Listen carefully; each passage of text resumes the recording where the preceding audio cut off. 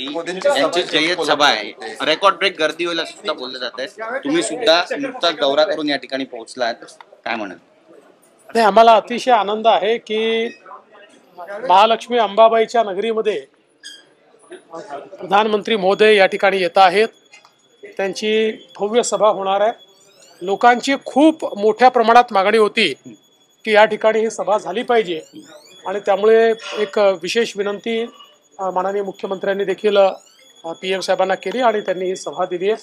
आणि मला विश्वास आहे की जनतेचा आशीर्वाद हा कोल्हापूर असो की महाराष्ट्रातला कुठलाही भाग असो मोदीजींना मिळणार आहे. शेतकऱ्यांचा आणि खरं तर कांद्याचा विषय आपला या ठिकाणी उपस्थित केला.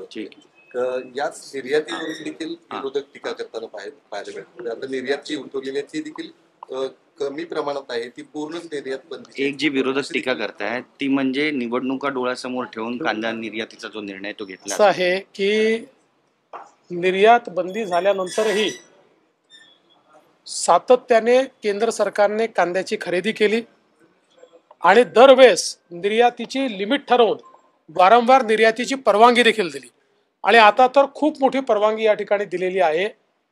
विरोधकांना शेतकऱ्यांची घेणं देणं नाही आहे. आपला एक मुद्दा संपला याचं दुःख आहे त्यांना. शेतकऱ्यांना भडकवता येणार नाही याचं दुःख आहे. त्यामुळे खरं तर त्यांनी आनंद व्यक्त करायला पाहिजे होता की बाबा आता शेतकऱ्यांचा कांदा निर्यात होणार आहे. त्यांनी आनंद नाही व्यक्त केला, ते दुःख व्यक्त करतायत.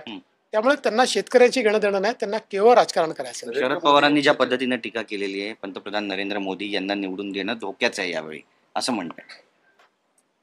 शरद पवारांकरता धोक्याचं आहे ते, म्हणजे त्यांच्या पक्षाकरता धोक्याचं आहे.